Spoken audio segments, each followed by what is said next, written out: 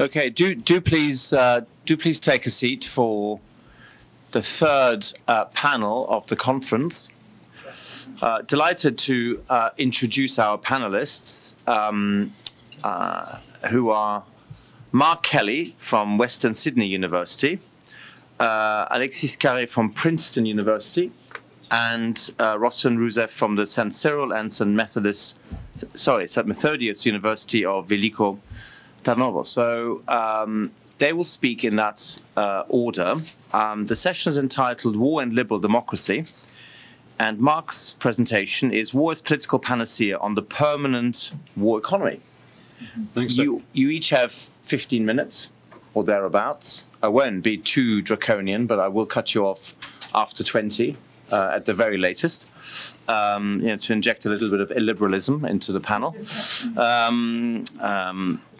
Or post-liberalism, if you prefer, but we do want to leave plenty of time for the discussion. If there are any questions after each of the presentations, I'm happy to take one or two, just so that we keep the audience awake and engaged. This is the session after lunch, as we know, typically the hardest one of the day. So any questions to the presentations I'll take, and then we'll have more questions and discussion at the end of the panel. So Mark, over to you. Great. Thanks, Adrian. Sorry for stepping in your introduction there. Not at all. Hi, I'm Mark Kelly. My paper is in the programme, and Adrian announced it duly as War as Political Panacea, but I mean, I think really that's reflects me reaching for a thesis that's slightly too grandiose for what I can do in 15 minutes, and it also reflects the fact that I thought I might have more time when I put it in. Not that I'm grateful, in fact I'm extremely grateful to be here, and probably it's best that I only have 15 minutes, so I can only give myself so much rope. My provisional title for what I'm actually going to say, if I were to revise it, would be, what does the national security state want? And the answer would be my original title, something like War as Political Panacea, Economic Panacea. What I'm trying to do here, schematically, is to tie together basically what I've been saying in pieces I've been running in Telos over the last few years, which mostly have been concerned, certainly the longer ones, with domestic politics in the United States. But I've also written a few shorter pieces about international affairs, and more specifically US foreign policy. And bringing my attention to the topic of war, my thought was to try to kind of tie all this stuff together and talk about how what's been happening, or what I think has been happening in US domestic politics over the last 10 years has tied to US foreign policy, which really, to my mind, seems to continue more or less unabated. So what there seems to be is, if you look on the surface, is some kind of dramatic shifts in US domestic politics, specifically the election, and then what's the opposite of an election? Diselection? Ouster of Donald Trump, the last presidential election. So this saw US domestic politics seemingly lurch from right to left. US foreign policy was pretty continuous throughout that period. Didn't change too much. I mean, we can find lots of minor changes, of course. The main one, seems to me, is that Trump was relatively dovish. I think he's the most dovish US president we've seen in the last 40 years or so. And of course, the headline is that Trump is the first president in many presidents not to start a war, though he continued some. So, getting off foreign policy for a minute, I'll turn to my thoughts about US domestic politics, which are largely that we've seen in the last presidential election, 2020, a coalition of powerful interests in the United States come together more or less explicitly to get rid of Donald Trump. They've coalesced precisely around the figure of Donald Trump as a negative figure. And this alliance includes, obviously, the Democratic Party, but also corporate elites, almost the entire media, academia, certainly, and, crucially, for what I'm going to say here, the national security state. And that's probably the bit of it I've said least about in what I've written prior to this.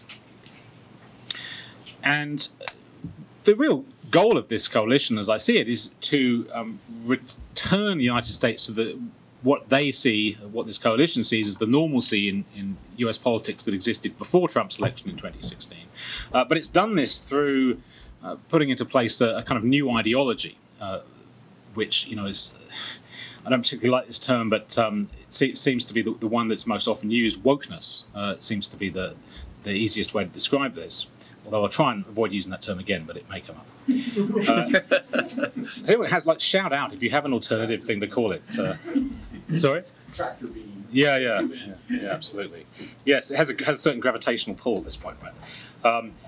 So, yes, it's about doing that, but it's reorganized US politics as a result. Prior, obviously, to Trump's election, the GOP was like a major, powerful interest in US politics. It remains, obviously a significant presence parochially. A lot of states, the GOP remains dominant through gerrymandering and so on, or just sheer demographic dominance. But overall in the United States, it's been pushed out and pushed to the margins, particularly because of corporate donations now flowing away from the GOP. The Democratic Party seems to be cemented now as the favoured party of a lot of establishment interests, specifically corporations and the national security state that 20 years ago clearly favoured the Republicans. So those two in particular, the media and academia, you could say were pretty leftish already, but they've now come together with what used to be their bugbears, and certainly academics used to spend all their time complaining about the national security state, not perhaps using that term, but about the military and corporations. But now academia seem to be very happy with them. Perhaps not so much the military, but for example, the FBI became great heroes of the left suddenly during the Trump era. So there's been a kind of realignment or recoherence of US politics around this new coalition. The question then, for me here, turning to this question of war, is what does it mean that the national security state has suddenly come to ally itself with the left with such unprecedented alacrity? I don't think there's a previous instance. I'm trying to think, maybe testing my American history. I mean, maybe if we go back to FDR or something, we can find a certain point where the military was happy with the Democrats. But in general, this really goes against the grain of what we've seen the national security state do historically. Always it was the right, the Republicans, and white Christian America that was seen as the bedrock of the military and the institutions of the national security state. I keep using this phrase, national security state. What I should probably say, just to, as an aside, what I mean by this is I take the phrase national security state to refer to all parts of the state concerned principally with national security. So maybe this is a little bit of an eccentric definition, but that would be, by extension, all persons, organisations, including in the private sector, that directly depend on national security spending, which therefore, national security spending in the United States in toto is probably about $1 trillion a year, around 4% of the US economy, and the employees of the national security state, construed relatively broadly, with about 4 million people, or about 3% of the US full-time workforce. In absolute terms, I mean, obviously that's a lot of people, 4 million people, $1 trillion, but of course, relatively speaking, that seems like a fairly small segment of US society. But I think that belies the significance, the political significance of the national security state for two reasons. One is that certain segments of the national security state are peculiarly positioned both within the structure and by their expertise to influence politics. Indeed, parts of the national security state have as their explicit mission to influence politics in other parts of the world, and I think there's every reason to believe that toolkit can be brought to bear in various ways domestically within the United States. So I think it's peculiarly positioned to be influential, and also that it has, and this gets on to my original eponymous topic, the national security state is peculiarly necessary to the functioning of the US economy en large. Now, this might seem like a trivial observation to talk about the role of the national security state in the US economy, because of course, US economy is a functional whole and it requires all of the components that exist within it. I mean, if the electricity generation industry didn't exist, the US economy would fall over. You could say it about all kinds of industries. You could say it about the financial services industry.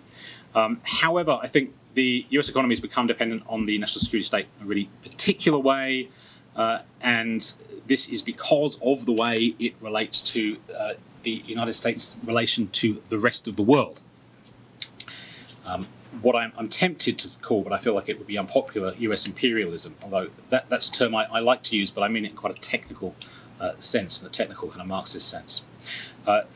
What I mean by that then is the way that the United States economically is, or at least has been, this is apparently becoming unstuck now, but has been since the Second World War the dominant economy in the world, and has shaped the world, at least, in the Cold War, of course, it didn't apply to the communist states, but shaped the world economy in the so-called free world around its influence to its own advantage in particular ways. And specifically, I'd talk about the way the US is able to run a considerable trade deficit. This has been going on now for close to half a century. The US has run a sizable trade deficit, and it's able to do this, of course.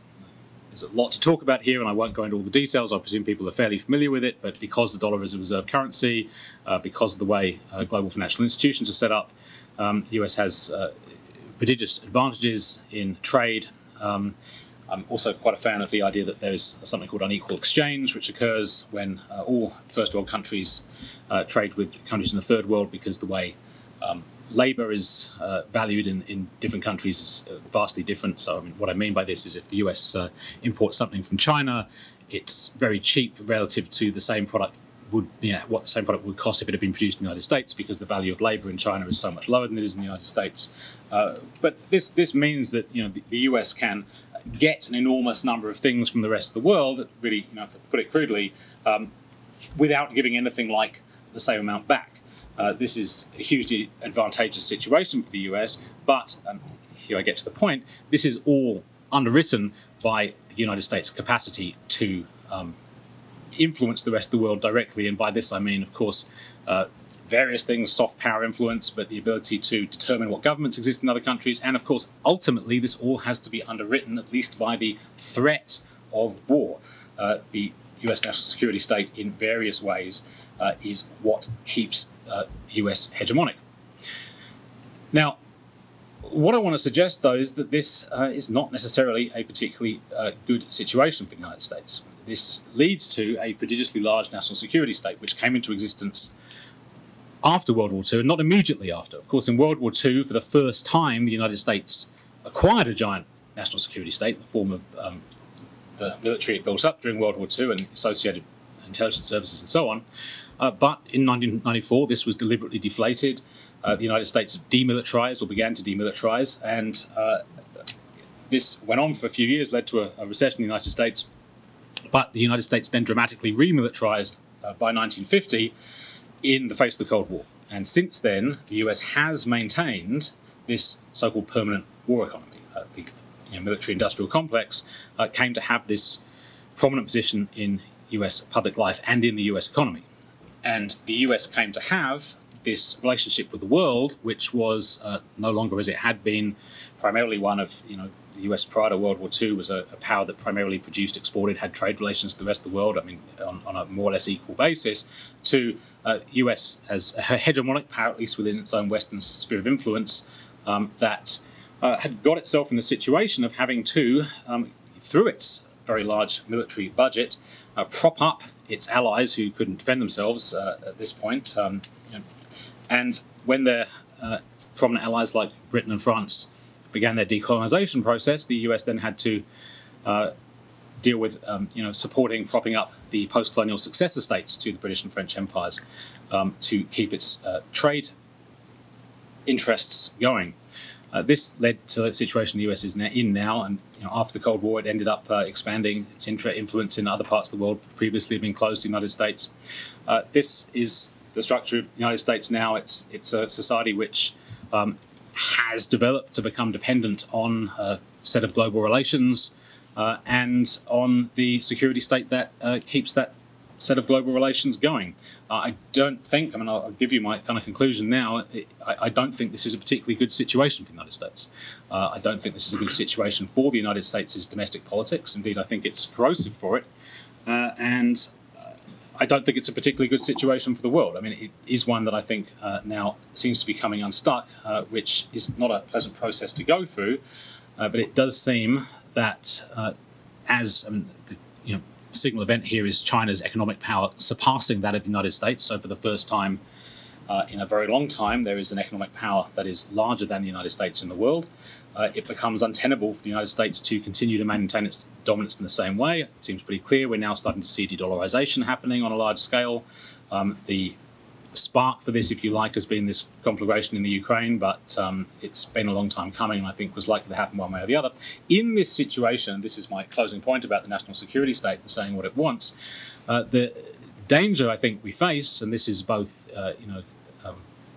for people in the United States from a certain direction and the rest of the world from another one, but it's the same dangerous situation, is what the national security state in the US, which has an inordinate amount of power politically and economically, will do, and ultimately its own interests are primarily in propagating its own interest and its own hegemony rather than those of the United States at large. Now, these have been understood to correlate to a large extent, but I am dubious the extent to which that's really ultimately true, particularly whether the people of the United States are well served by that. So I think this is the dangerousness of the situation we see ourselves in now, where US hegemony is declining and the US security state has a situation where it is presented with an opportunity. And here I think of the security state really, this is reflecting my theoretical background. I'm not talking about individuals in this. This may be true of individuals in it, but it's the logic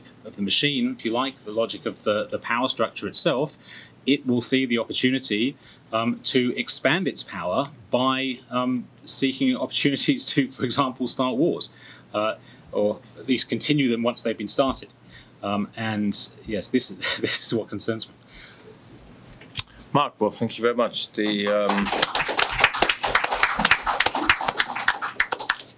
You respected the 15 minutes impeccably. That was an accident, so that sets a great example for the rest of the panel, indeed the rest of the conference.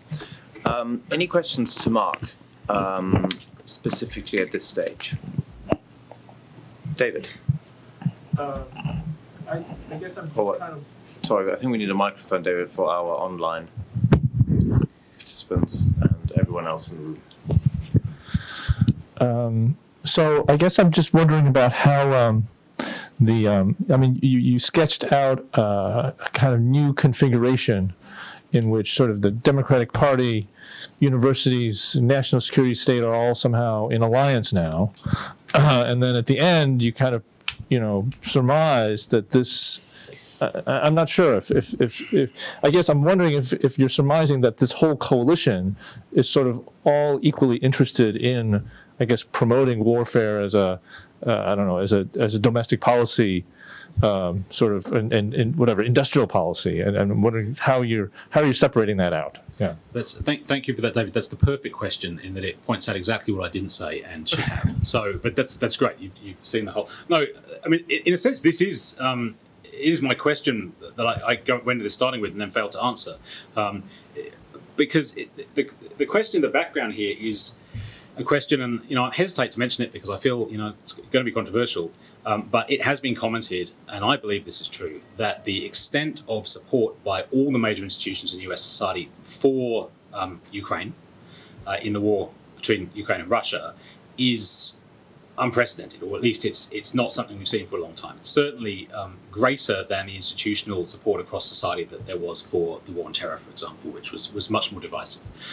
So there's this much greater popular sentiment behind this. Now, I think a lot of people here would think that the reason for that popular sentiment behind the Ukrainian side is just because it's obviously right and good, and so on. But I think really what's happened here is that the creation of this alliance has allowed foreign policy to be kind of deputized in a way that it wasn't previously. So as long as things in the United States boxes seem to be ticked, and here I'm going to invoke this concept of wokeness again, which I managed to avoid till now, but as long as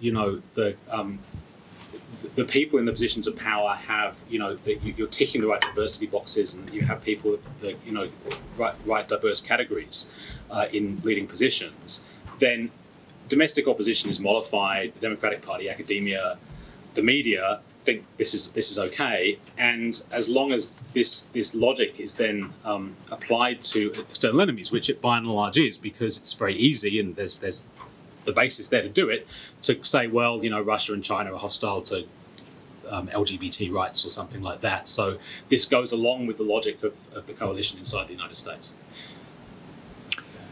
Okay, I'll take Russell and Casey's question together, and then one answer from Mark, and we'll move on. I see lunch hasn't totally mobilized the audience. It's always good to see. Okay, so this will overcome any kind of torpor after lunch. So I'll disagree with you on the ideological discussion around Ukraine, but that's really not your main point. Your main point seemed to creep in a side comment where you described, I think correctly, Trump as the most dovish president in a long time. Are you, in fact, suggesting a causation that this, I'll take a neutral term, Gleichschaltung of the American elite around a woke ideology is precisely a response to the threat of Trump's dovishness? The short answer to that is yes. I mean, I have to give a slightly longer answer to that, which is that this is the reason that the national security state has flipped its allegiance from GOP to Democrats. That Trump won. Trump was. And this already happened in the 2016 elections. Very clear that basically Clinton was the NatSec candidate in 2016, and which in prior elections hadn't been as clear. Trump. I mean, the thing that. Sorry, I'm sorry. I apologise. I'm unnecessarily tall. That causes problems in these situations. and at the same time softly spoken, which is a rather interesting combination. Well, one is compensated for the other. Australian, that's even more perplexing. But anyway, let's leave it there for the. Well, I'm actually originally British, so that's the explanation. Softly spoken. It's not. That's right. There we are. That's right. So this it occurred in this way that obviously this Trump coming, and of course Trump came in as an outsider candidate. The mainstream of the GOP clearly didn't want him there. They still are trying, and in the full version of my paper I talk about this. I kind of glossed over it, but it's very clear that the current situation, there's the kind of more swampy side of the GOP, the congressional side, are desperately trying to get back inside the tent, get the corporate donations back, get back in with the NatSec side. On the other hand, out in the sticks, the Trumpists are trying to do something else. And this makes the GOP a kind of wild card that they don't want to deal with. So that then has led to the national security state being now, I think, in a pretty secure relationship with the left side of US politics in a way that is really strange. There are other things going on here, I mean, though, which I would mention as factors. One is the demographic change in the United States in general. So it was a winning bet 20 years ago that you go, okay, this is going to be our recruitment pool for the military. This is going to be our base of support will be, white evangelical Christians. Numbers have dwindled to this point, and numbers of other groups have gone to the point where you can't anymore have that kind of bet in US politics, either at a political level or at a kind of military strategic level. And that's happened. And also there's been this really important change. I mean, if you really drill down, but this kind of wokeification of PMC, the new class, which has really fed through into the military officer corps, like very clearly, because they're college educated, now suddenly have a completely different set of values to the officer corps of 30 years ago. That's another really major factor. Casey, and then, as I said, we'll... Thank you. Sorry. Do you see any realignment changes, prospects from the dirtbag left or the dirtbag right? No, I like Chapo Trap House. That was like 5 years ago. That would be my answer to that. I mean, but I guess maybe that's addressing the dirtbag left phrase rather than the point of your question. I mean, I think really where that's gone, this kind of like post-left formation, and this is very online stuff, right? I'm not sure how real world any of this is. And of course, I've been on board with this. I mean, I think what you see now is and I'm certainly a case in point of this, like people who were like dirtbag left have now become post-left and have now become right-wing. At this point, I would just consider myself a conservative now, not even like any of these other kind of like qualified left versions. But I think I'm not the only one. I think that's been the kind of the way people who don't like the way the left have gone with this. They've just ended up by default on the right, because the moment you start questioning any of the major left shibboleths, they just call you a Nazi. So. Dirtbag left mean something? It was people, and it was there's this thing called no. Right, I know there's another question. Is it okay if we take them later on, because I fear that we're going to otherwise run out of time, and it'd be grossly unfair towards Alexis and Rossen. So, but please remember your questions, okay? And we will definitely make time for them at the end. So, Alexis, over to you. All right. So after Mark's presentation, I feel I'll sound like I'm on the payroll of the national security state, but I promise I'm not. I'm doing this for free. And he's French, so it's unlikely to be on the payroll of the deep state, I think. Well, certainly of the American deep state. We haven't talked about the French one. So, democratic self-government is inseparable from a specifically modern self-understanding of power as we come to exercise it. By understanding power as being based on the consent of the governed, liberal democracies tend to exclude violence from the domain of rational action. In fact, liberal democracy can be described as the successful attempt to establish peaceful competition for power on one hand, and institutional arrangements to protect the governed from the arbitrary violence of the governing class on the other.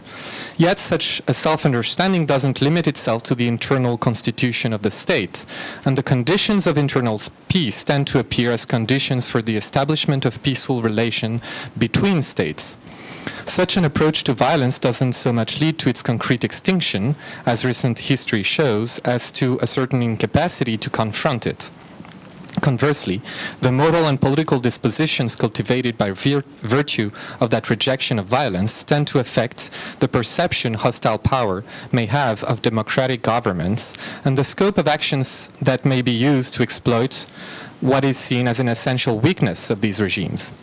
Concerned with that problem, Raymond Aron and Leo Strauss attempted to reassess our conception of practical rationality, understanding their effort as being part of an intellectual rearmament of democratic states in their struggle against totalitarian and authoritarian regimes.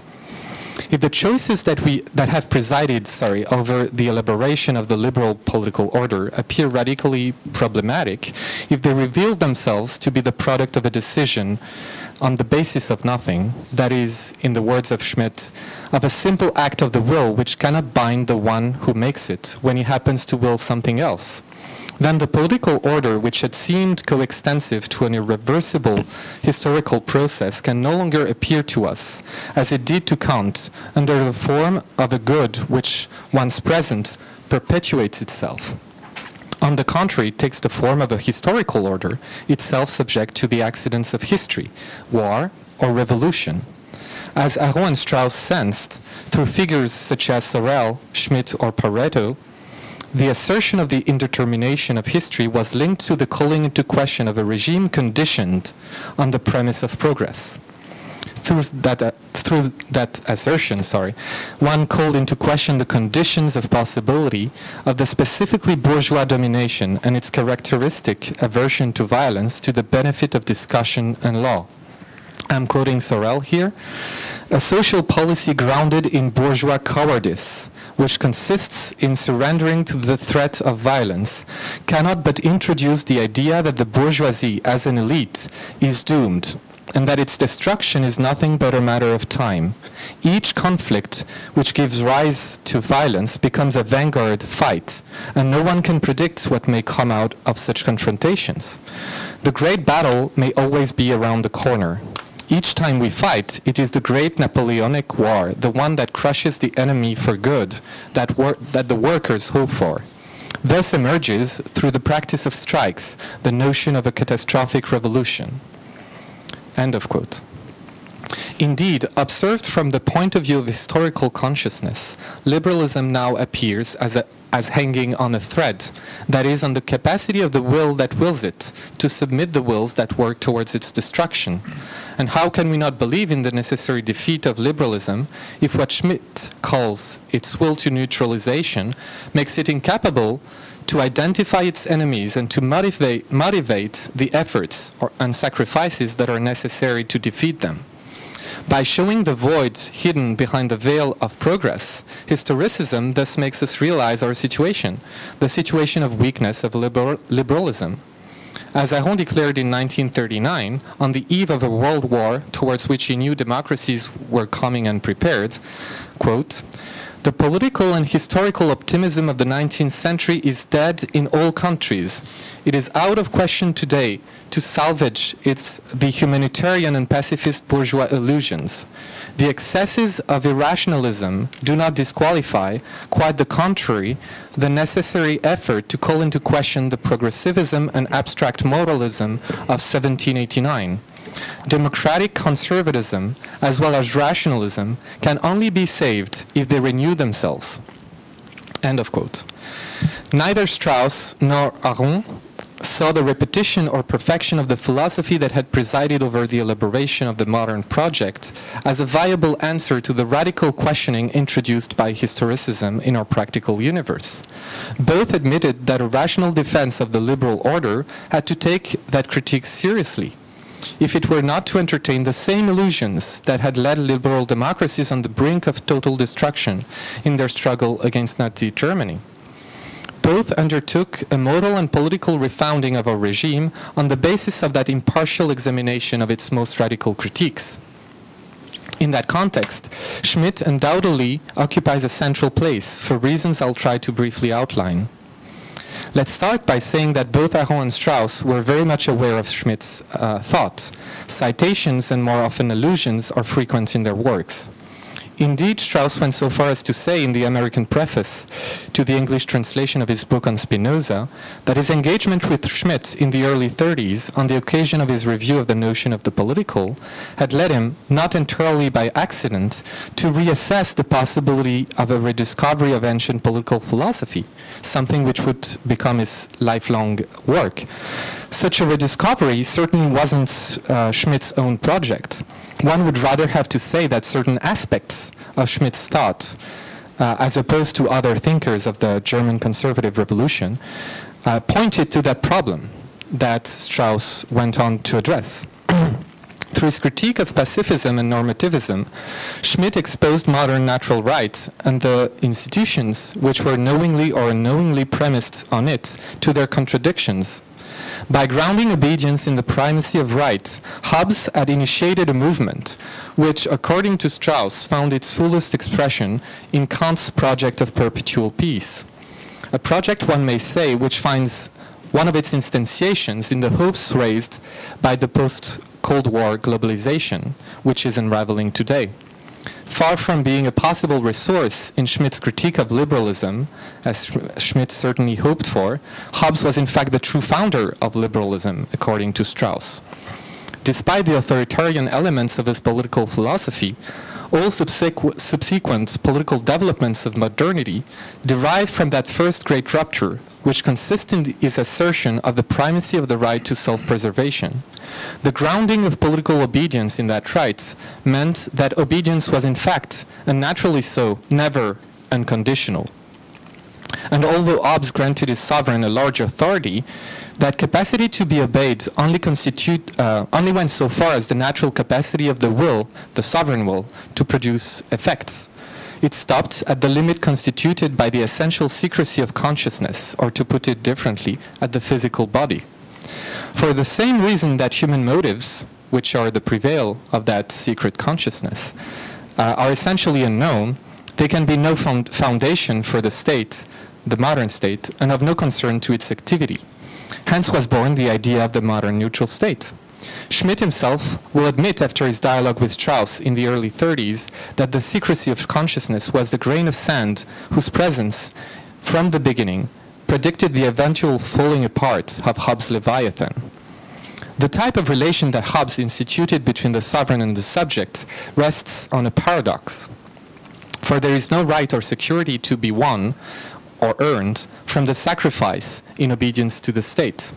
That is the reason why, from the start, Hobbes' project and the paradox at its heart can only find a coherent solution in the establishment of relations between states grounded in law.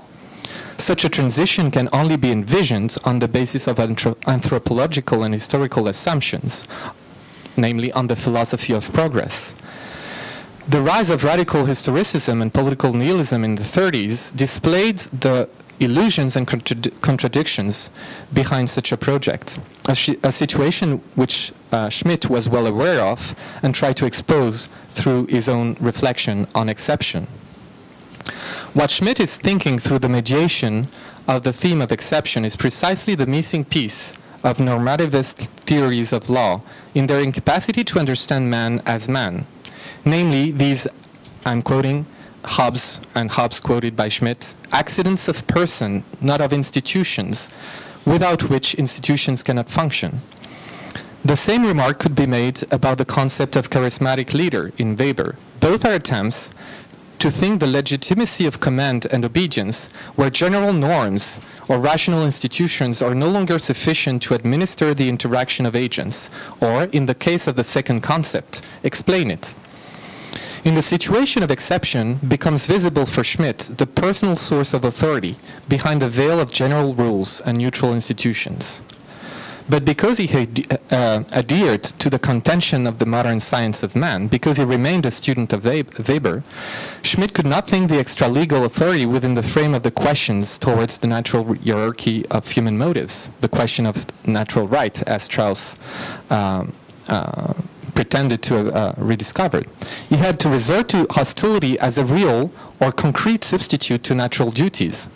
What does the enemy, in Schmitt's account, if not place us in a situation where we have to sacrifice for the law under which we are, or submit?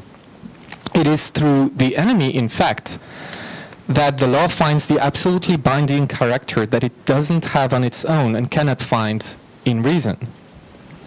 Schmitt points, as I said, in the direction of the problem, the inescapable problem of intention, that is, of the role of the individual agent and its motives in the heuristic situation of exception, but in fact in any situation where the law is mobilized. Schmitt points to that question but does not really address it, leaving the decision in favor or against of the Constitution to blind will. He is bound to think such situations on the basis of necessity. Yet necessity only exists for the agent, and therefore within the horizon of meaning of the agent, a horizon which is structured by moral categories. Since, as Aaron claimed, conscience is part of the reality to be explained in the case of political science, that reality cannot be grasped independently of the point of view of the agent, that is, of the categories by which man as an agent relates to that reality as the object of his actions. It cannot be grasped, in other words, independently of the practical motives by which the agent sees and justifies to others his own action as a consequence not of blind causes, but of practical and moral choices, which capture both a certain intention or end as opposed to others, and a certain set of dispositions that make this end good and desirable for such an agent, worthy of pursuit for me and others. When thinking about the possibility to use violence, it is not indifferent to us to know whether the person in front of us is trustworthy or untrustworthy, rash or moderate, humane or cruel. Placed in the exact same situation, faced with the exact same necessity or appreciation of that necessity to use violence or abstain from it, will vary depending on the answer to those questions. Our failure to judge situations and people, our misuse of violence, in no way disproves the importance and the reality of the moral qualities or moral categories through which we try to find orientation in our action. Given the concentration of the means to use violence in the hands of the state, this observation led Strauss and Aron to stress the importance of the moral character of the ruling class, which in each regime is shaped by its constitution, ideology, and political culture. The incapacity of general, neutral, and impersonal rules and institutions to exhaust the task of the political, made particularly visible in their failure to deal with political violence, of which war is the extreme form, testified to the necessity to rethink and refound our regime with a view to the practical virtues without which it may fall prey to powerlessness or injustice. In so doing, Strauss obviously, but Aron also, resorted to the liberal education provided by the political philosophy of antiquity. That such an approach may be useful to inform liberal democratic politics especially appears in the case of Aron, who was, much more than Strauss, a commentator of the politics of his time. It is first obvious in the case of subversive warfare. The totalitarian movements or authoritarian movements who claims the benefits of the rights they intend to suppress can never really be understood or suppressed from the point of view of neutral institutions or general norms. You need to get into their heads and understand their motives. But it also plays a crucial role in the case of foreign policy. Peace and War Among Nations, one of Aron's main book, was, among other things, an attempt at devising a moral political psychology of governing elites and how it should affect the relation between regimes. Such a lesson is as crucial today as it was in pre-war Europe. If anything, globalization has taught us that the diminishing uncertainty owed to the rationalization of mainly economic processes is in no way followed by diminishing political risks or need for morally demanding political decision. Rationalized processes surely allow us to draw better predictions about the prosperity and decline of certain countries or economic sectors. But the certainty, say, of Chinese economic supremacy in 50 years or the role of Russia in maintaining low energy prices in Europe in the next decades only increases the uncertainty regarding the political meaning of that supremacy, as recent events in Hong Kong, Taiwan, or Ukraine demonstrate. Political relations, as Aron cared to remind us, do not depend in the final analysis on causes that make men act, but on motives men choose. It mostly depends on what goals the Chinese and Russian ruling classes are ready to pursue thanks to that increasing power, and what means they're ready to set forth in so doing. It depends, in other words, on the moral constitution of Chinese and Russian regimes. While following Schmitt in his critique of legal normativism and the illusions of progress, when it came to carrying out the task of understanding what exception may demand from us, as opposed to the way it is portrayed in rule of law thinking, Aron and Strauss departed from him in thinking that Aristotle would prove at least as useful as Machiavelli in thinking the type of actions that it would demand from us.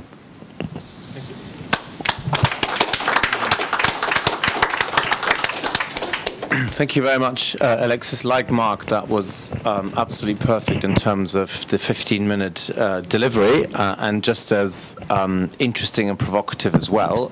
Questions to Alexis? David? Microphone's coming. Thank you very much. So I guess I was a little bit unsure about your treatment of Schmitt and Hobbes with respect to that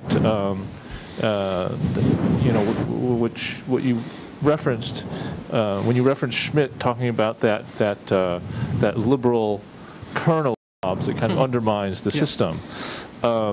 So are you arguing then in the end? Then that that Schmitt becomes a sort of a less liberal Hobbes in the sense of rejecting that kind of liberal focus on security, really, and moving toward a kind of more I guess moralistic kind of state, because there's a kind of I mean, I think there's an ambiguity in Schmitt there, obviously, right? Because he emphasizes that security aspect, really I think in the Leviathan book, right? And but it does seem to contradict kind of the whole state of exception thing, the whole decisionism thing. So I was wondering where you stand on that exactly. I wasn't sure. So yeah, I mean, sorry. Oh. I'm breaking this. Oh, sorry. No, don't worry. You just carry on with the microphone. So yeah, I'm taking this from so during the 30s, Strauss wrote this long review of the notion of the political, and Heinrich Meyer wrote this book, The Dialogue, I don't know the name in English actually, The Dialogue Between Absentees. You see the book I'm talking about. And he made a sort of genealogy of how Schmitt understood Strauss's critique. It's in that review that Strauss makes the quite surprising claim that Carl Schmitt is trapped in the systematic of liberal thought. And some have argued within the Straussian scholarship on Schmitt that and certainly that's what Meyer is saying, that as a consequence of this, Schmitt departed from in his appreciation of Hobbes in his later writing. And that's certainly the case in his Leviathan book, where he credits Strauss. I think that's one of the only times where he quotes he says that Jewish wise man or something like. He has a strange way of describing Strauss, but I think the source of this shift in his appreciation of Hobbes certainly is Strauss. And it appears in that comment that I quoted. I didn't mention that it was from his Leviathan book, but that this question of the division between interiority and exteriority was the grain of sand that would make the machinery of the Leviathan break apart. And so I'm kind of lost in my train of thought now, but I think, have I answered your question? Well, I was just wondering whether you're seeing that as Schmitt's position, or whether you're saying, oh no, that forces Schmitt to move toward a more kind of radical notion of the Leviathan that does not allow that liberal moment. Mm-hmm. So I don't even think that Schmitt remains in the. I don't think the Leviathan bears such a mark in his later works.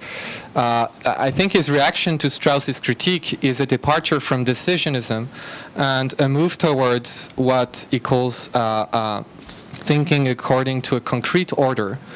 And that's an attempt, I think, to a more serious attempt to think the content of the norm as it is instantiated through the sovereign will. So I don't think you can say in his later works that this decision is, it might be groundless, but it is not a decision on the basis, it's not longer a decision towards nothing or on the basis of nothing. And that's what you find in the Nomos of the Earth. So an attempt at a historical extraction of political norms, political and legal norms. But maybe we have a translator of Schmitt here, so. We have the same transition in Schmitt's thinking as I argue about the importance of culture. And so my reading of Schmitt is instrumental in that paper and in my dissertation, which was basically on the same subject. I think both Strauss and Arons, Schmitt allowed them to see something in the legal and philosophical justification of liberal democracy that prompted them to try and find other philosophical sources for the justification of that regime. And for Strauss, it's clear it's ancient political philosophy, but my reading of Aron is that it's the same source.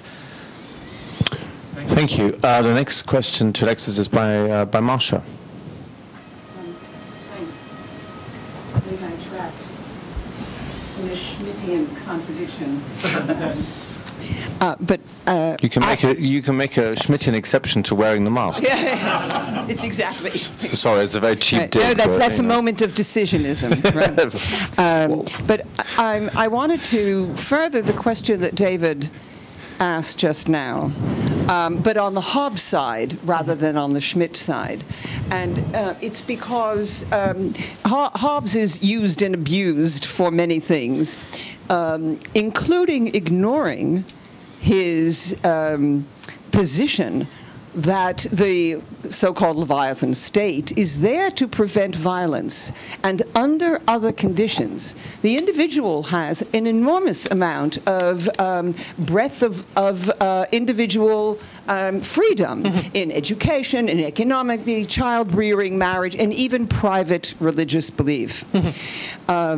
So that it's very difficult for careful readers of Hobbes to use Hobbes as a justification for systemic totalitarianism, because Hobbes's position is not about systemic leviathans. And so I was wondering now, given that, so that we don't suppress that as it often is, but given that, how do you use Hobbes and to include that point in your development of your thought and on Schmitt? Yeah. Well, it's music to my ears because, as I said, Strauss is probably the most consistent advocate of an interpretation of Hobbes as the founder of liberalism. So I think his treatment of Hobbes, especially in his first book on Hobbes, clearly points to that.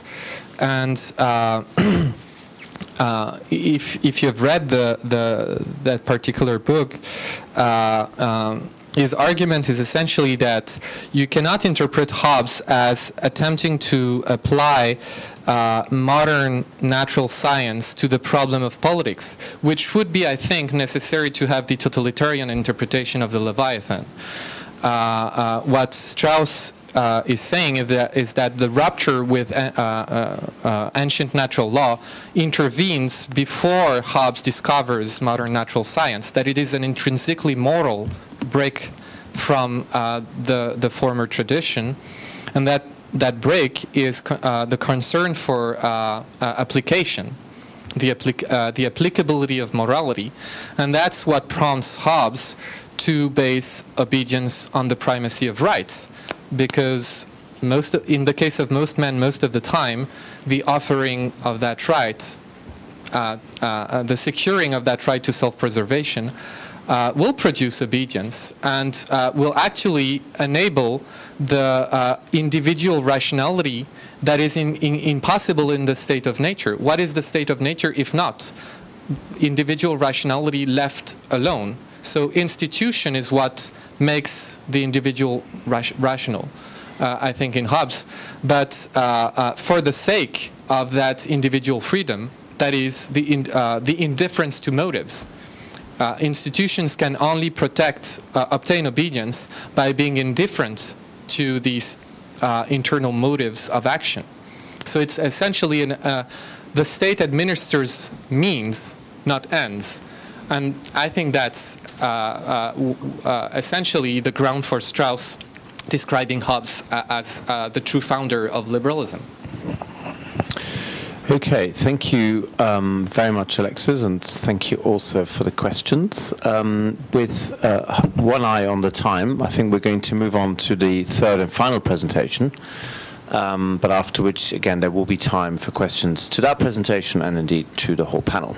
So, Rossen, over to you. Yes, thanks. Okay, my paper is titled Critical Thought, Truth and Political Action,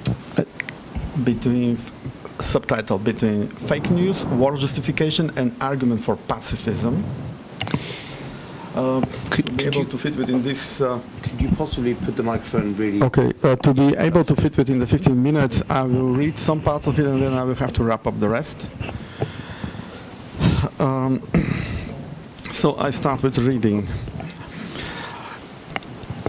I just want to warn that from the very beginning that some of the things that I might say, many of you might find very trivial, but in the end, I promise you, I'm going to be making a postmodernist argument.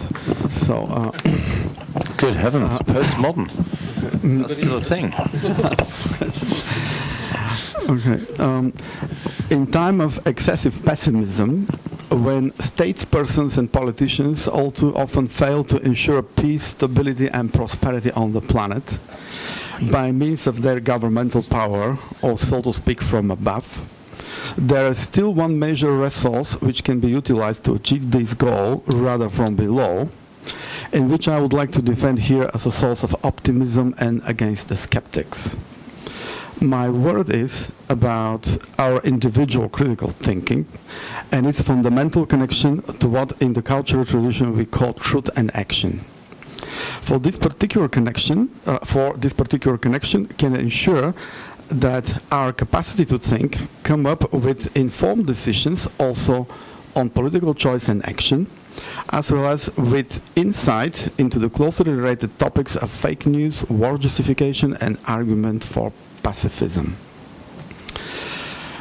Critical thinking is a part of a broader perspective of critical reflection, which in the intellectual tradition we have come to associate most commonly with the Kantian critical philosophy, Marxist political economic critique, the critical social theory of the Frankfurt School, the critical literary theory of structuralist and post-structuralist variety, but also generally with all philosophical and humanistic insights that could gain any relevance in the contemporary culture. Critical thinking in its widest sense is a thoroughgoing reflective thinking that is applied to issues and problems which may vary in their character from theoretical, practical, professional and personal to political. This means that critical thinking is expected to be applied in one way or another in all compartments of what Jürgen Habermas has differentiated as the level of expert culture and the level of everyday communication practice. In its everyday practical sense, critical thinking is applied to solving specific problems, and in this its role, it typically includes three main steps. First, analyzing, rationalizing, and defining the problem. Second, formulation of a strategy or approach for solving the problem, and third, application of the strategy in solving the problem in practice. In this its role, critical thinking also inevitably involves creative thinking, which comes to respond to the need of innovation and adaptation of our knowledge to any new and unique problematic situation. Critical thinking, with its inherent creative aspect, is indicative of the fact that the problem-solving capacity of the human intellect operates in a qualitatively different manner from any other such capacity, including that of a machine. Thus, critical thinking requires from the critical thinker or problem solver a certain level of self-knowledge, including what cognitive scientists call metacognition, or what educational scientists call knowledge of how one's personal cognitive abilities work, which is a kind of personal epistemology and something that I have elsewhere discussed as philosophical competence. In addition to the complex problems, complex problems also demand expert knowledge, including multidisciplinary and interdisciplinary knowledge, to be available to the problem solver in the process of applying critical thinking. Indeed, it is utilizing a combination of expert knowledge and philosophical competence in the process of successfully solving a given problem that our thinking manifests itself as critical and creative. A key element of the work of any critical thought is its truthfulness. Without relying on truth as the only stable ground on which it could possibly step to move forward, critical thinking simply could not function to achieve its goal, as it would actually deceive itself and fail to solve the problem it faces.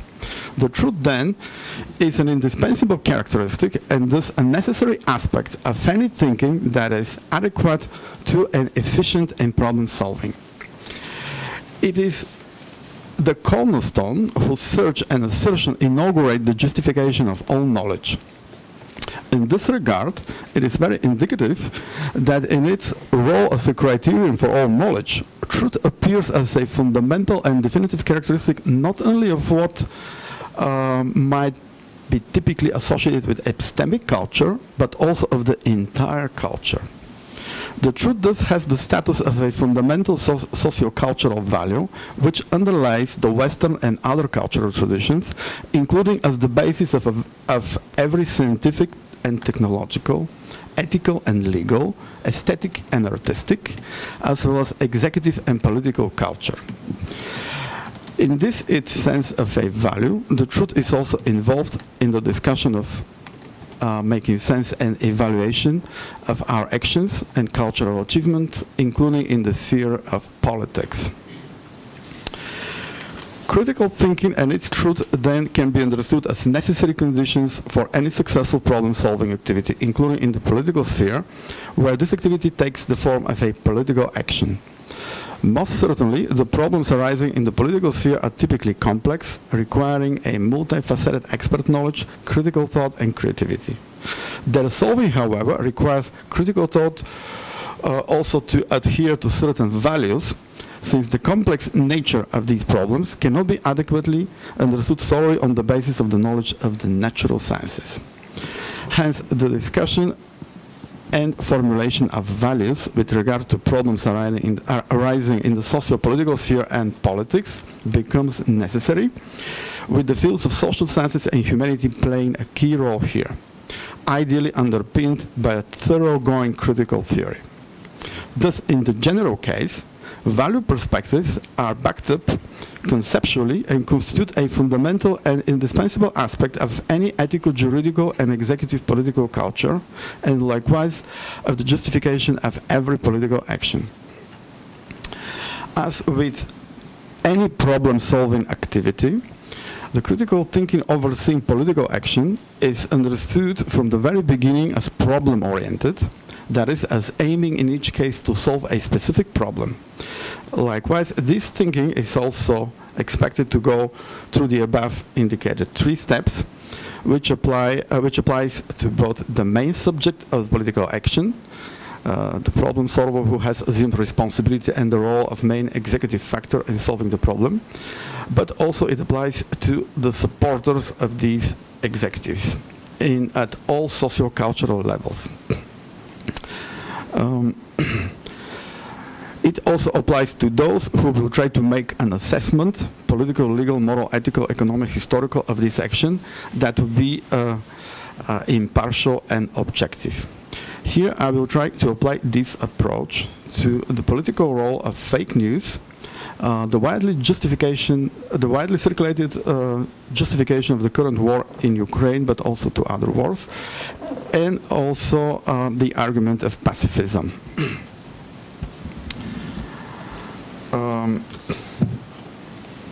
Now, critical thinking and fake news. I will start my discussion with the statement that fake news is not news at all. This statement is indeed ambiguous, but its clarification will give us a sense of the context in which the socio-cultural role of fake news can be properly understood. Fake news is not news at all could mean that fake news are nothing new on the horizon of information, as well as that they are not news in a literal sense, but by virtue of being fake or of compromising the value of truth. Unlike true news, whose goal is perceivably less targeted and more of an information for the sake of information, fake news distribution appears to be more focused and playing a part in achieving very premeditated political goals, which could also be, of course, not necessarily nice. But fake news is also different from what are sometimes said to be different interpretations of certain events in different news perspectives, which are typically assumed to be more or less true, even when they appear to be completely opposite to one another. In all these cases, however, what appears to characterize most of all, and thus to differentiate the fake news as such, is the deliberate sacrifice of truth as a criterion for the value of the news itself. The sacrifice of truth, however, is not simply a symptom of the so-called post-truth world we are sometimes said to be living in today. For the post-truth world, nevertheless, never ceases to have a recourse to truth, not only because it verbally defines itself to truth, but because even when it tries its best to cover the truth up or to annihilate it entirely, it does so by presenting us with something else as true.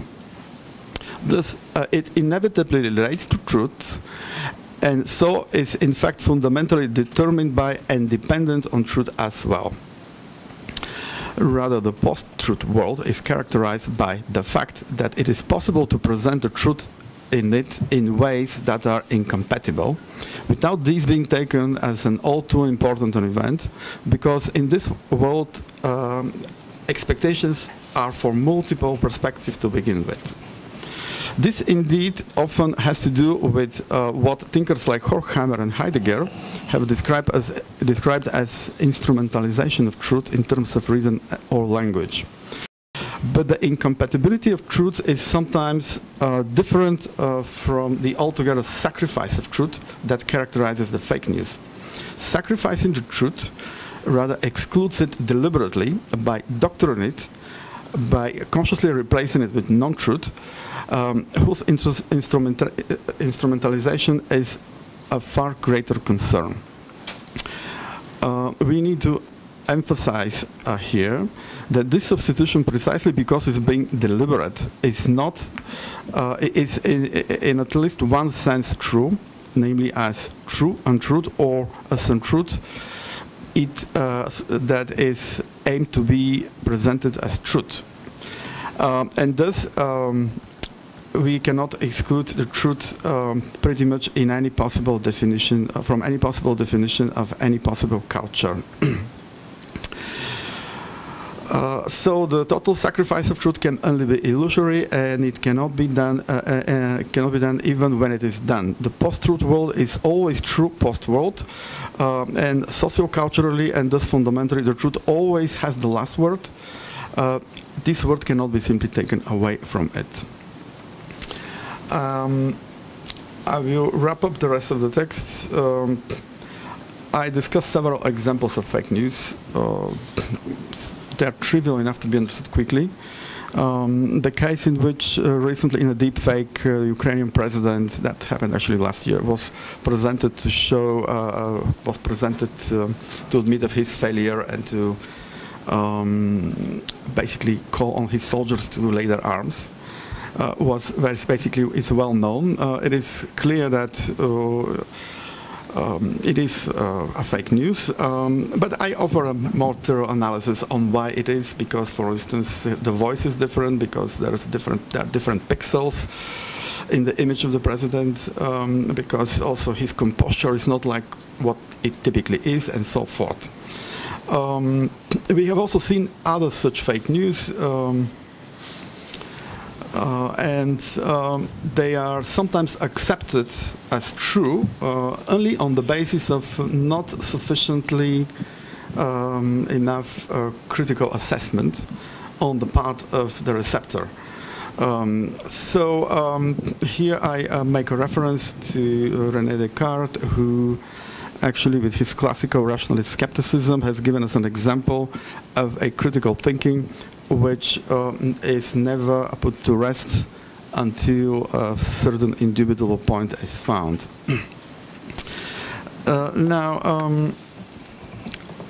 I move on then on the war justification, and I again focus mainly on the Ukraine war. Here basically the argument given, the rationale basically given, which is in a way a justification, and I believe that we should pay attention to what politicians say motivates or justifies their actions. Basically, the idea of the denazification of Ukraine, that Ukraine is a Nazi country which is held hostage by a certain group of Nazis and so on, neo-Nazis, and then that it has to be denazified. The idea here is basically that critical thinking is applied to analyze the political situation in Ukraine to some extent, pointing that, first of all, the far-right political parties didn't gain more than 2% of the elections of the last two elections, and much less, in fact, on the presidential elections in Ukraine. So this is clear. Then the comparison with the Nazi is also inappropriate for the president who has lost his relatives in the Holocaust, who is himself a Jew, and also the state of Israel, with its well-known policy of searching for and persecuting runaway Nazis, actually has announced its support for the president of Ukraine. So these are just quick arguments against this fakeness that is presented in this news. Rossen, about one minute or so. Okay, good then. Then I briefly discuss the possibility for justification of war that is supposed to be valid. I pretty much exclude some of the main cases in which somebody could come up with a good argument for war, and instead focus on the argumentation that politicians actually give for their participation in war.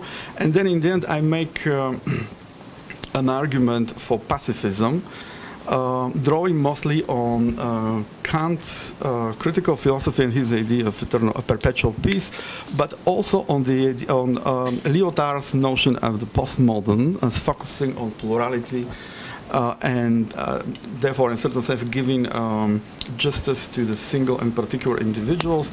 I believe that we could actualize the capacity of the single individual for critical thinking, and that single individual with this, his or her capacity, could vote out the politicians from office who are actually not doing their job properly or who are basically lying. And of course,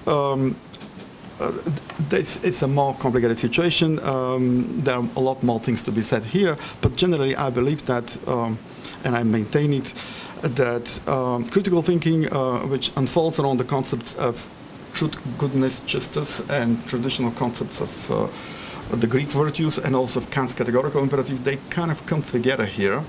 And also by certain Gadameryan interpretation of the concept of good as something that motivates our thinking and our critical thinking, therefore, and also where we want to head at.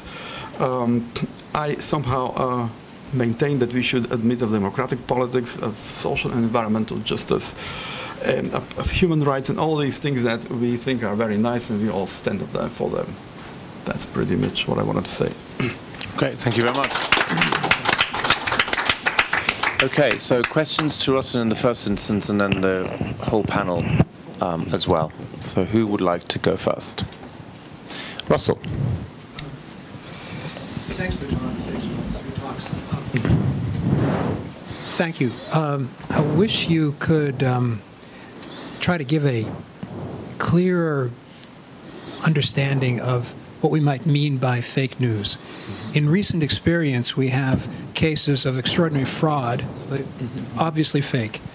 But fake news is also often used as an epithet to denounce almost any other opinion with which you disagree or with which mainstream opinion disagrees. For example, at the height of COVID, anyone talking about ancillary costs of lockdown, what's going to happen to the kids who don't go to school, were accused of disseminating fake news or disinformation. That's clearly very different from a fraudulent deep fake of a person. Can you help me think through, sort of philosophically, conceptually, how we could differentiate between these two cases? I mean, not generally, I believe that it has to be a consistently applied critical thinking that could sort out whatever is fake news from let's say, a deep fake. Generally, it is clear also that there are sometimes different interpretations from different... Rossen, the microphone, just much closer, please. There are different interpretations from different news perspectives, for instance, that could be even incompatible. And I believe that these, in these cases, these interpretations have not sacrificed the truth as what is... as what more or less validates them as news, whereas in the deep fakes, truth is generally sacrificed. Truth is sacrificed. It is simply abandoned. It is deliberate sacrifice, which I think the person who did it simply cannot reject it as true. Jay. I'm wondering if you're familiar with the philosopher Harry Frankfurt's distinction between lying and bullshitting, where lying requires, maybe paradoxically, some kind of respect for and even knowledge of the truth. Whereas bullshitting is a kind of heedlessness of the truth. It might as well not even exist.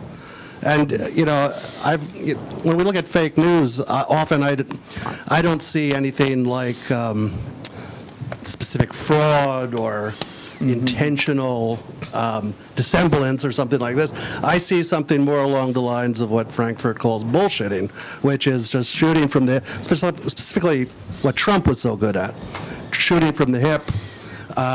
Doesn't matter if it's true or false.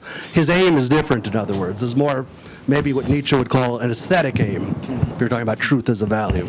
So I wonder if you could comment on that. Well, I think that fake news could be something that is really something like bullshitting. It could not be really aiming at something too specific to be achieved. Just could be just done for no particular purpose. But fake news, in fact, could serve politics, and in these cases, they are actually quite deliberately and targetedly used. We have seen a lot of these, and I tend to blame the rise of the far right, for instance, to a large extent on these fake news, because people who are trying to make justifications on certain political, for instance, on war or other political events, just do not make the effort to think deep enough, and critical thinking is required. Sometimes people simply take for granted certain things, and fake newsers who are politically motivated, they have probably also studied how human mind operates, and that large amount of the people simply believe their friends or what they get on the Facebook, all kinds of memes and open lies, basically. Some people apparently don't even make any effort to adjudicate whatever they get as a news. And that's why I actually think that we need to apply critical thinking. The bullshitting, I don't think it's so at least dangerous at the moment. Maybe it will become later on. But the fake news, I think it is. We have a request from, now it's from David, Marsha, and Joe. So let me take those three questions together, and then we'll see whether they relate only to the last presentation or maybe to more than the last. And we've also got gentleman there behind you. Okay, so David, Marsha, Joe together, and then we'll have another round.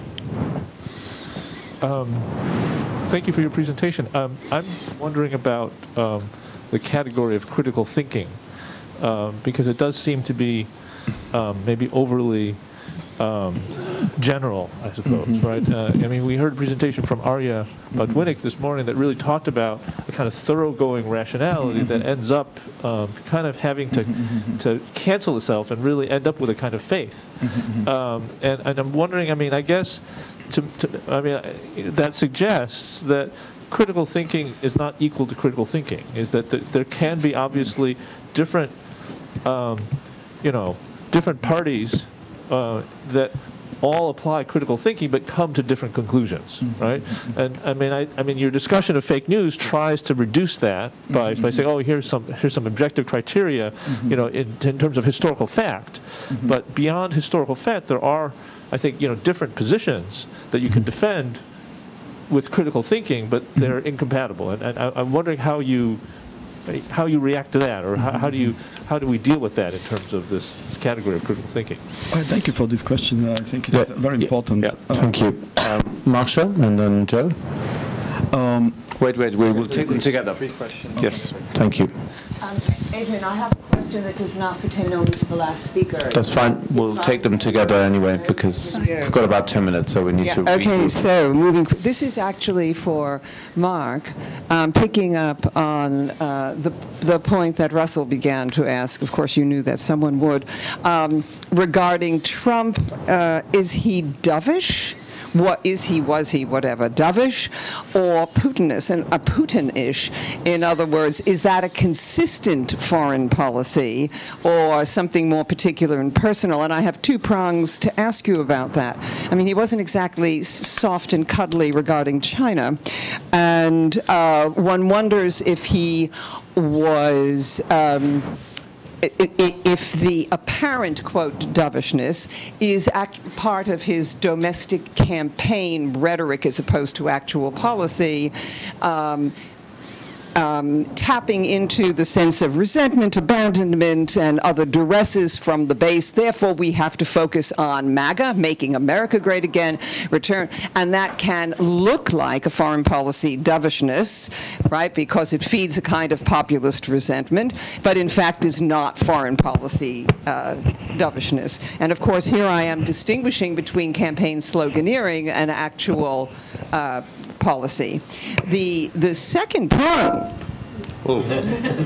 the second prong of that same question is, of course, that dovishness or pacifism is not only about the absence of war, it's about building peace. And I wonder how Trump can be described as a peace builder given his own belligerence and his encouragement of belligerence in many departments, including domestically, polarization and so on. So I think it's very important to look at that from a policy rather than campaign rhetoric perspective from the last administration, and also looking into the future, given that he may be a presidential candidate very soon. Whether that's from a prison cell or not remains to be decided. Thank you very much. And Joe. Okay. Yeah, my question is also for Rossen here.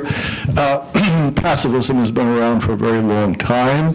It's a very appealing position, and I'm drawn to it myself, constantly wondering why it has to be otherwise.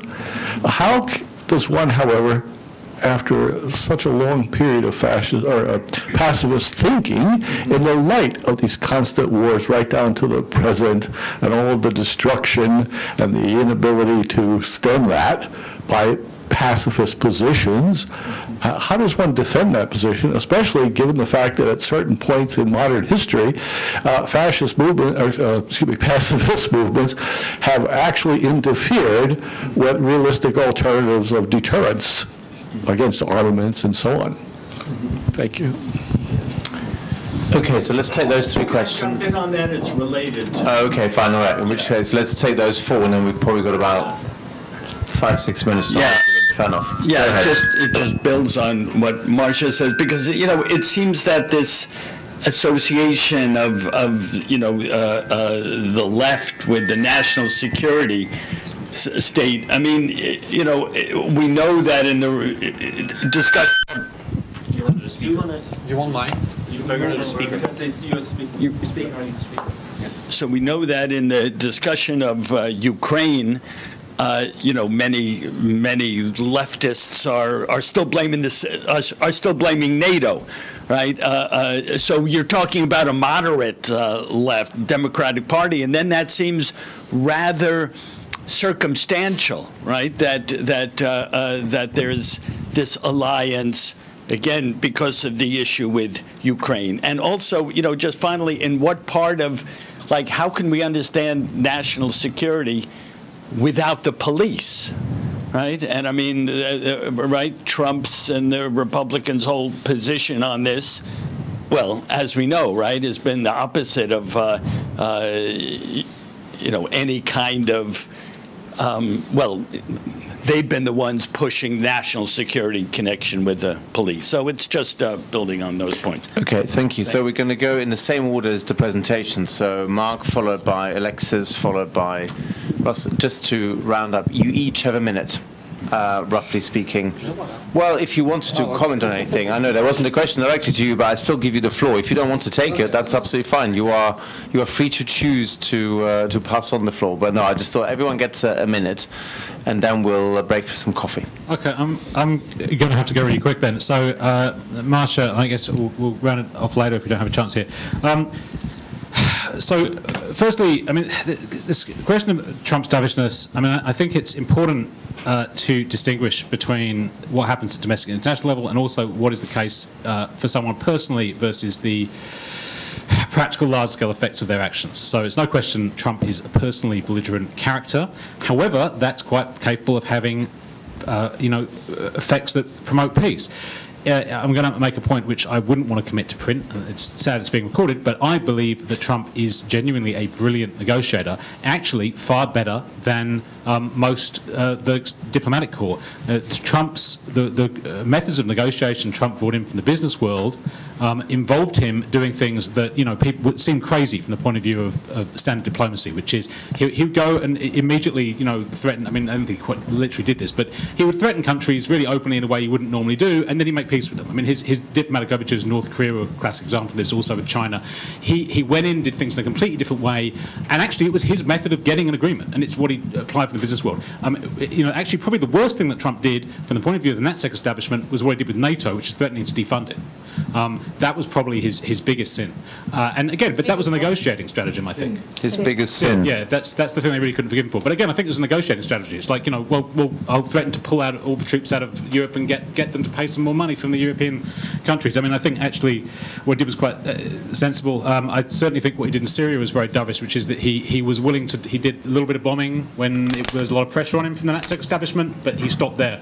There's no question, I think, that, it was at least very explicitly what the Democrats were saying. They wanted to go straight in with boots on the ground in a really full-on way. I should I know I've probably done a minute, but I should also say something to David's question. But actually, the police question is really interesting. I should go back and think about that because, of course, there is this very interesting militarization of the police, and I was excluding the police from what I'm talking about, but it is a really important question. And this goes back to something actually that Russell was saying the last time we were here, like in October. I don't think there's a significant body of the left who takes a pro-Russia position. I think that barely exists. Even most of the far left are on a pro-UK and pro-NATO line. So I think that's not true, basically, at that point. But we could argue about that later.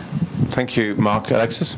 I'll be very short to leave time to Rossen to answer more fully since he had more questions. About fake news, I think one of the elements of the discussion is also it is used within the context of a certain power relations between governing bodies and common citizen, and quite often the accusation of fake news is used to negate personal experience basis for public discussion. And in some circumstances, it's a perfectly legitimate negation, but in others, I think it's quite problematic.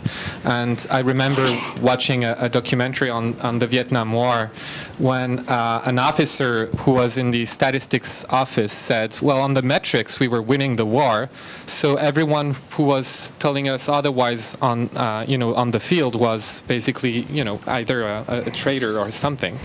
Because on paper, we were winning. Everyone could have, opened the window and see that the Americans were losing. But that was my 2 cents. Thank you very much, Alexis. Rossen, about a minute, if you can, or two at the very most. Okay, thanks. For the first question, basically, critical thinking I do use in a very general sense, and I do use it also in the sense of the critical theorists, in the sense of people like Kant, Frankfurt School, post-structuralists, and others, but also I use it in the sense of the everyday, most trivial thinking that we do to solve the problems we face. I don't think that they are essentially the same, but they're identified in different perspectives. And I also think we should keep in mind that there's some sameness going on between critical thinking of the critical theorists and of the everyday problem solvers to simply reduce the gap between theory and practice. This is what I wanted to say on the first question. On the second question, I just want to say that I probably didn't emphasize this enough because I didn't have much time, but I wanted to say at some point that critical thinking has also a political aspect. And for that reason, because of this political aspect, I wanted to also insist on the necessity of political democracy as the political way in which critical thinking function in a contemporary society. And from there, let's say, good critical thinking thinkers will be able to identify the faults in fake news and in what their politicians are saying, and we will vote them out of office.